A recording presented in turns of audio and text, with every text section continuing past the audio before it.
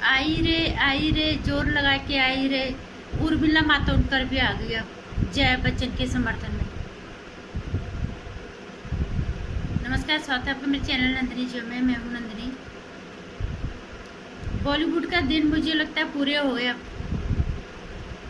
इसलिए हर कोई मुंह खोल रहा है बिना कुछ सोचे समझे, बिना कुछ आगे पीछे सोचे, बिना सिर्फ इसलिए कि उन्हें कंगना रनौत को नीचे दिखाना है। और अब तो उन्होंने आना ही था। जया बच्चन एक नामी परिवार है बॉलीवुड का, उनके समर्थन में तो आना बनता ही है, चाहे उन्होंने कितने कुकृत्य किए हों।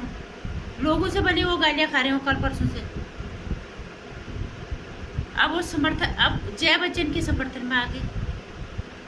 पहले सोनम कपूर आई, मुझे तो उनकी जैसे बनना है। अब लोग ट्वीट कर रहे हैं कि तू थोड़ा पहले बड़ी हो जा, तू बच्ची रहेगी तो पहले बड़ी हो जा, उसके बाद तू जिसके जैसे बनना होगा फिर पढ़ लेना, पहले बड़ी तो हो जा। और उसके बाद अब आ गई उर्मिला मातोंडकर। उर्मिला मातोंडकर मतलब मुंह दे दिया भगवान ने, कुछ भी बोल दिया। संस्कारों की बात कर रही है और टारगेट कर रही है कंगना रनौत को, जिन्होंने खुद के बलबूते मुकाम बनाया है। मैडम उर्मिला मातोंडकर, उन्हें बीजेपी का जो टिकट है ये नहीं, उनको नीचे होगा। अगर जरूरत पड़ेगी, अगर लगेगा बीजेपी को लगेगा कि उनके अंदर नेतृत्व क्षमता है, वो अच्छे से काम कर सकती है, तो बीजेपी खुद उनके पास जाएगी टिकट लेने के लिए, देने के लिए कि आप मैडम हमारी पार्टी में शामिल हो जाइए, हमें खुशी होगी। कंगना रनौत को जाने की जरूरत नहीं है, उनके खुद की अच्छा खासा उनका फिल्मी कैरियर है। 100 करोड़ की फिल्म की क्लब में उनकी फिल्में जो है शामिल होती हैं। खुद के बलबूते एक देवभूमि की लड़की, गांव की लड़की यहाँ आके अपना मुकाम बनाती है। बहुत संघर्ष किया उसने, और उसने जो भी बोला, वो जो उन्होंने बोला उन्हें सारा सच बोला है।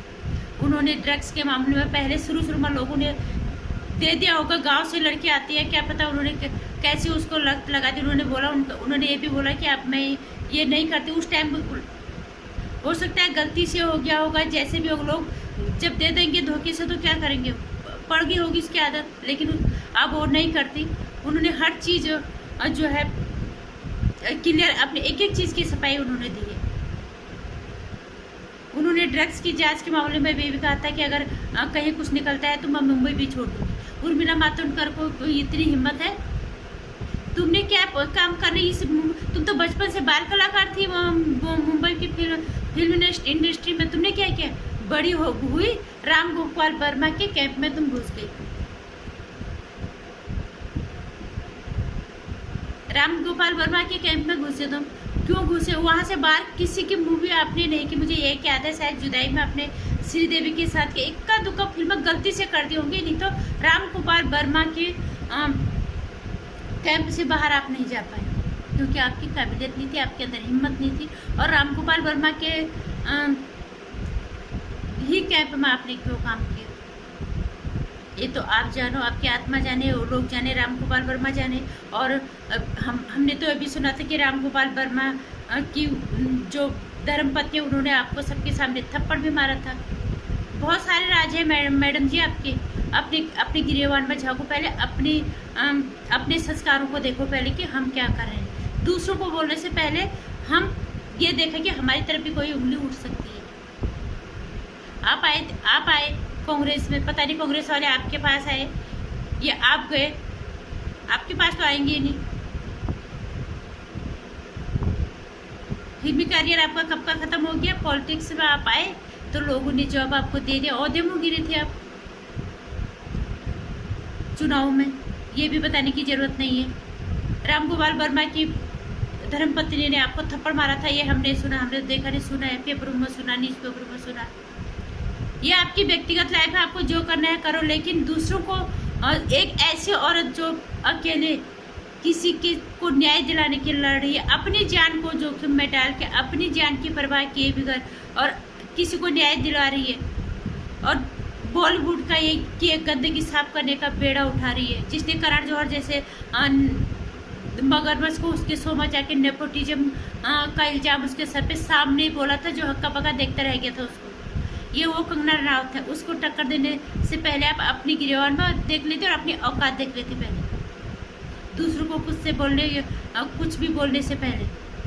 और उनको उनको उनको कोई पॉलिटिकल पार्टी अगर ज्वाइन करें, अभी तो उनकी उम्र क्या है, अभी तो खुद फिल्में बनाएंगी, प्रोड्यूस करेंगी। अब मुझे लगता नहीं हो जाएंगी, अगर जाएंगी भी तो बीजेपी या जो भी पार्टी को लगेगा कि इसके अंदर नेतृत्व क्षमता है, वो उसके पास आएंगी, वो किसी के पास टिकट के लिए नहीं जाएंगी, जितना हम उसको जानते हैं। अभी भी उसने अब एक के बाद एक बॉलीवुड के मगरमच्छों से लेके महाराष्ट्र की सरकार से तक वो टक्कर ले रही है। उसने साफ बोला है, मैं सर कटा दूंगी पर झुकाऊंगी। ये हिम्मत आपके अंदर है? आपको किस योग्यता के अनुसार रामकुमार वर्मा की कैंप में एंट्री मिली, कैसे वहीं काम करते रहे, ये योग्यता आपकी थी? कंगना राउत की योग्यता खुलेआम दिख रही है। बॉलीवुड माई अकेली लड़की ने मुकाम हासिल किया, कई नेशनल अवार्ड जीते, फिल्म फेयर अवार्ड उन्होंने जीते, सब कुछ उन्होंने जीता। 100 करोड़ की फिल्में उन्होंने बनाई। उन्होंने फिल्म का निर्देशन अपने हाथ में ले लिया। जब निर्देशक बीच में छोड़ के चला गया तो उनके साथ बराबरी करने से पहले आप लोगों को अपनी गिरेवान में झांकने से अपनी औकात देख लेनी चाहिए, अपने से ऊपर ज़्यादा लोगों को सोचना नहीं चाहिए। और अगर आपने इस तरह से कंगना राउत को कोई भी, हम हर जगह कहते, फेसबुक पे भी, इंस्टाग्राम पे भी, कोई भी कंगना राउत को टारगेट करेगा वो भी फिर गालियाँ खाएगा। हालांकि हम गालियों में विश्वास नहीं करते।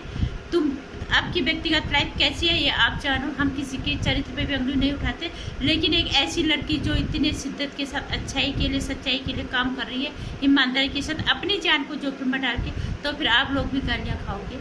ये आप याद रख लेना कि अगर आपने एक गाली दी तो पूरे उसके समर्थक आपके पीछे गालियाँ देने, फिर उसके पीछे खड़े होंगे, सारी गालियाँ फिर आपको पड़ेंगी, आपके अच्छे से बैंड बजेंगे। इस चीज़ को याद रख लेना।